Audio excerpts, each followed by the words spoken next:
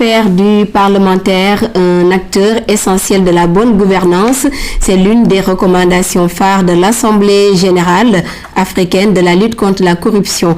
La rencontre s'est achevée hier soir au cours d'un dîner organisé par l'Assemblée nationale, l'occasion de faire le bilan de 48 heures de débat. Le point avec Serena Carr.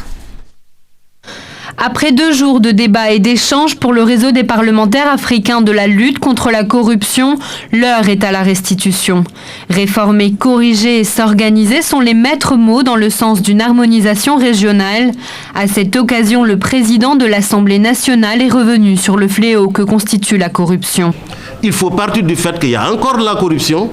Il faut continuer à se battre. C'est un long processus, mais de grâce quand même quand on fait des avancées, qu'on reconnaisse au moins qu'on a avancé et ça encourage au moins ceux qui se battent. Je pense que nous sommes dans une dynamique positive.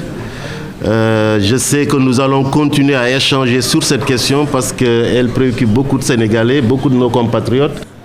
Une rencontre synonyme de partage, les parlementaires en provenance de 16 pays d'Afrique ont fait part de la situation dans leur espace, mais également de leurs pratiques pour lutter contre la corruption. Et nous avons aussi profité de cette rencontre-là pour réactualiser la constitution de notre organisation panafricaine. Il y a eu des débats là-dessus.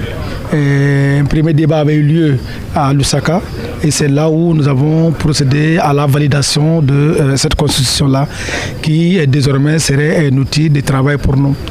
Nous avons en même temps profité de l'occasion pour regarder notre plan stratégique 2011 à 2015.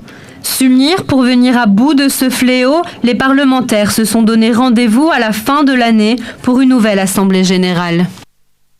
Moment très attendu